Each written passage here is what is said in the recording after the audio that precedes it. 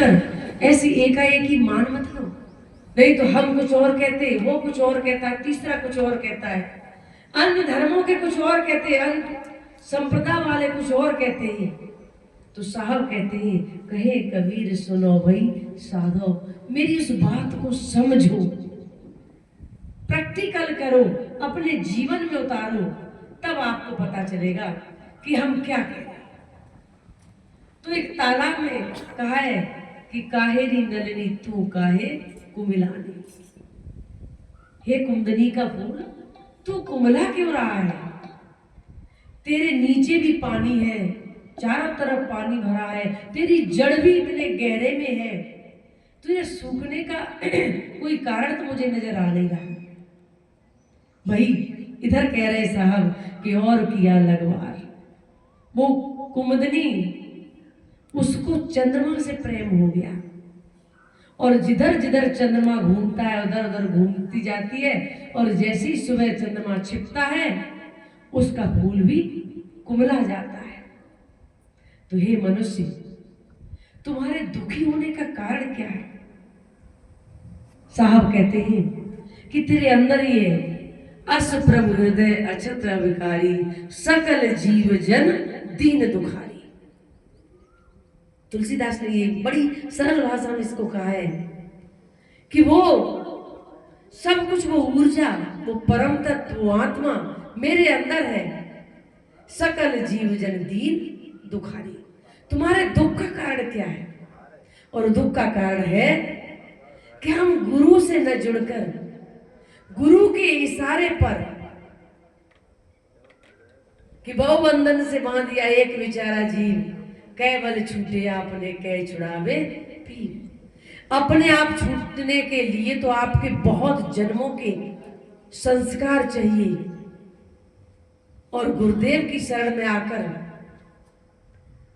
हम उन बंधनों से जल्दी छूट सकते हैं। गुरुदेव हमारे प्रत्यक्ष सामने होते हैं, तो जब उनकी वाणी का प्रहार मेरे ऊपर पड़ता है तो हमारी समझ और सीख जल्दी हो जाती है। तो साहब कहते हैं कि कहीं न कहीं गुरुदेव से चित्त हटाकर, अपने आप से हटाकर और किया लगवार। तुम्हारा लगाव इसने जरूर किसी भौतिकी प्राणी और पदार्थों से है, जिनको बिगड़ते देर नहीं। अभी ज्योति साहब ने कहा था कि ये 4 दिन का जीवन है, और 4 दिन के जीवन में ये 2 घंटे का सत्संग है। उस जीवन में, क्योंकि वो 4 दिन का जीवन, पता नहीं हमारे जीवन की शाम कब आ जाए और कब ये जीवन ढल जाए। इससे पहले बड़े बड़े महापुरुषों ने कहा है कि सुबह का भूला हुआ शाम को वापस आ जाए तो उसे भूला हुआ नहीं कहते। हम लोगों की तो दोपहरी है, अभी शाम नहीं। शाम कहते हैं बिल्कुल मृत्यु सैया पे पड़े हम। तो ये वो भूल को, भूल मिटे गुर मिले पारखी, पारख दे लखाई। हमारी भूल मिट सकती है यदि तत्वदर्शी विवेकवान गुरु की शरण में हम पहुंच जाएं, तो हमारा और तरफ से जो लगाव है, स्नेह है, वो छूट जाएगा, और हमें सच्ची वो ज्ञान की चाबी मुझे गुरु से मिल जाएगी। सबसे पहला तो मेरे जीवन में मेरा कदम मुक्त होने के लिए, जीवन कल्याण करने के लिए गुरु की शरण में आना ही पड़ेगा। जीवन में संबंध आप बनाते हो। यहां बैठे हुए 2 पक्ष के लोग हैं, एक संत समाज, एक ग्रस्त समाज। संत समाज हो चाहे ग्रस्त समाज हो, सभी के लिए गुरु की आवश्यकता सबको है, क्योंकि गुरुदेव वो हमें ज्ञान बताते हैं, जिस ज्ञान को उन्होंने अपने जीवन भर खोज करके प्राप्त किया है, और वो मुझे सहज में बता देते हैं। लेकिन उसके लिए सिर्फ इतना ही है कि अपने आप को समर्पित करना पड़ता है। अपने मन में सोचिए, क्या हम गुरुदेव के लिए समर्पित है, तन से, मन से, धन से। तन हमारा परोपकार में जाए और धन भी हमारा सब नहीं तो कुछ न कुछ परोपकार में जाए, और मन उस आत्मज्ञान की साधना में जाए। और ऐसा जिसके जीवन में आ जाता है, समझ लो उसने तन मन धन गुरुदेव को अर्पण कर दिया। अब जो कार्य करता है, एक कहानी भी आती है जनक की, आप सबने सुनी होगी। आज आप लोगों को थोड़ी शब्दों में वो कहानी सुना रहे कि जनक को एक स्वप्न आता है। स्वप्न में वो क्या देखते हैं कि जंगल में हम भटक रहे हैं और साथी सभी छूट गए और भूख भी लगी और प्यास भी लगी। एक पेड़ के नीचे कोई किसी दरिद्र यानी गरीब, फटे पुराने कपड़े, मलिन, और वो कुछ चावल खिचड़ी बनाए रखा है, और इधर ये प्यास से और भूख से तड़पते हुए उसके पास पहुंचते, कहते कि मुझे कुछ खाने को दे दो, पीने को दे दो।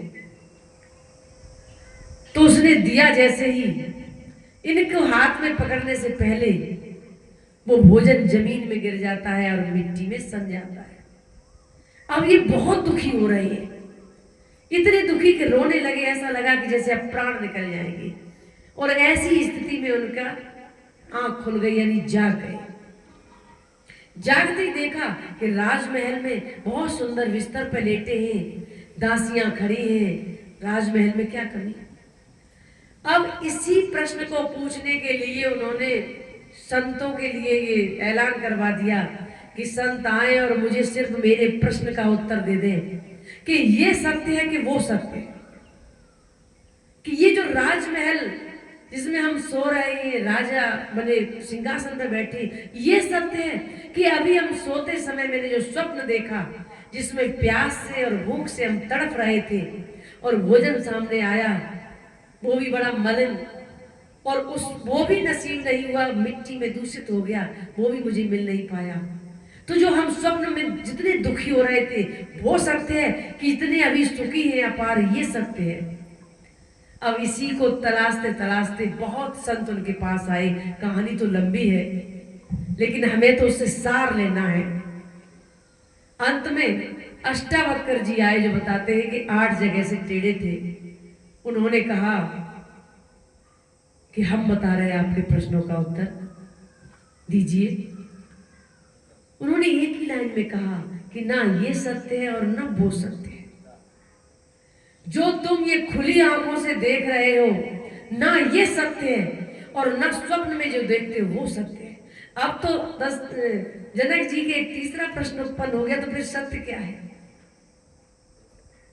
उन्होंने कहा, पहले गुरु के समक्ष तन मन धन अर्पण कीजिए, समर्पण कीजिए, और जब समर्पण आएगा तब तुम्हें वो ज्ञान भी दे दिया जाएगा। पहले तो हम आपको समर्पण को देखें,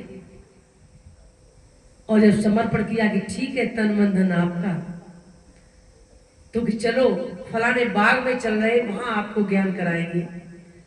तो एक घोड़ा मंगाया, घोड़े पर एक पैर रखा था।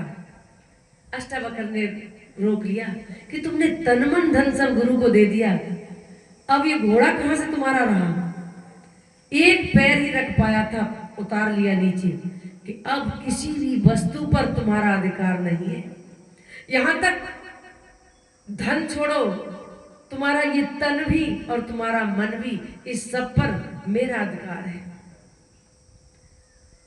जनक जी को कुछ होश आया और वो कुछ स्थूल अहंकार दूर हुआ कि तन मन धन से कहने से काम नहीं चलता कि गुरुदेव को हम सौंप दें कि गुरुदेव तन दिया, मन दिया, धन दिया और सब कुछ समेट लिया खुद ही। इसकी वास्तविकता को समझना है। तब उन्हें होश आया कि हम एक घोड़े पर एक पैर रख के, और मुझे गुरु ने उतार लिया, दूसरा पैर नहीं रखने दिया, तो अब बाकी संपत्ति राजपाट तो क्या मेरा रहा? कुछ नहीं। एक स्थूल अहंकार कम हुआ अब दूसरा, तो वो चलने लगे गुरु के साथ। गुरु ने कहा, अभी हमने तो कहा नहीं, हम जब कहें तब चलना। दूसरा अहंकार, ये तन का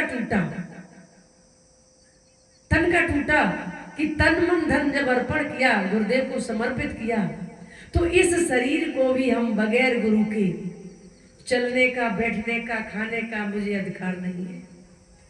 और गुरु को तो उनका अहंकार तोड़ना था कि राजा थे, ये मेरी बात कैसे मानेंगे। अब और नतमस्तक हुए गुरुदेव के सामने, बस हाथ जोड़ के खड़े, और मन में अभी भी कुछ, अब तो चल रहा है। तन और धन 200 ने उनको मुक्ति कर दिया, अभी तीसरा था मन। जो मन में वो विचार कर रहे थे, गुरु क्या कहेंगे, मुझे क्या करना है, हम कैसे इनकी बात मान पाएंगे, हम क्या करें। गुरु ने उनके मन के भाव को समझकर, मन में भी तो अहंकार रहता है कि मोटी माया सब तजे, झीनी तजे न कोई। और झीनी माया हमारे मन में होती है। हम कोई चीज दान तो दे देते हैं, लेकिन दान का भी सूक्ष्म अहंकार मेरे मन में रहता है कि हमने इतना दिया, कोई देने वाला है, कोई मेरे बराबर है। इस तरह का वो सूक्ष्म अहंकार भी निकल जाए कि करने वाला कोई को और है, हम तो केवल निमित्त मात्र हैं। तो अष्टावक्र को उनके मन का भी दोष खत्म करना था, मन की चंचलता को भी कम करना था। तो उन्होंने कहा कि क्या सोच रहे हो, ये संकल्प विकल्प उठाना बंद करिए। हम क्या कहेंगे, क्या करवाएंगे, बिल्कुल निर्मल मन होकर, जैसे कहते नहीं कि सरेंडर हो जाते हैं, हम किसी के समर्पित हो जाते हैं, हाथ खड़े कर देते कि अब बस कुछ नहीं, ऐसे बिल्कुल शांत होकर बैठ जाइए। मन की दौड़ विचार करना ये छोड़ दीजिए। जनक को बड़ा कठिन तो लगा, लेकिन उन्होंने कहा कि गुरु का आदेश, हम जब तन मन धन दे चुके तो अब तो सब कुछ इनके अनुसार ही करना। और लेख तो ऐसा ही आता कि वो वहीं बैठ गए। अब न धन की चिंता, न तन का, और मन से भी किसी भी प्रकार का संकल्प विकल्प नहीं उठाया, और वहीं बैठे रहे। गुरु सामने बैठे हैं, काफी समय बीत गया, न उन्हें उठने का होश, न कोई विचार, न वाणी, न कुछ। तब अंत में अष्टावक्र जी ने कहा, सर पे हाथ रखा कि अब आंखें खोलो, अब बताइए तुम्हें कैसा लगा, कैसा अनुभव हुआ। उन्होंने कहा कि उस अनुभव को हम शायद वाणी से बता नहीं सकते। जहां धन की एकमात्र भी कोई लालसा नहीं रही, तन की भी याद भूल गए, मन से संकल्प विकल्प उठाना भी बंद हो गए, अब कैसा लगा। तो अष्टावक्र जी ने कहा कि यही सत्य है। अब जो अनुभव हुआ तुम्हें, जिस शांति का, जिस आनंद का, जिस परमानंद का, जिस दिव्यता का, जिन विचारों के झंझावात से, यही सत्य है सिर्फ। ये न तन साथ जाएगा, न धन साथ जाएगा। उस परम आनंद में, परम शांति के लिए किसी की भी जरूरत नहीं है। क्या इस कहानी से हम शिक्षा सिर्फ यही लेते हैं, क्या हम अपने गुरुदेव के प्रति थोड़े बहुत भी समर्पित हो पाए। कहा गया है कि 10वां अंश गुरु को दीजिए, जीवन जन्म सफल कर लीजिए अपनी कमाई का। और ये सिख धर्म में ऐसा होता है। गुरु नानक साहब की जो शिक्षाएं हैं, उनके सभी सरदार सिंधी लोग अपने जीवन के कमाई का 10वां हिस्सा गुरुद्वारे में दान करते हैं, जिससे उनके गुरुद्वारे में लाखों आदमी सुबह से शाम तक 24 घंटे भोजन करते हैं निःशुल्क।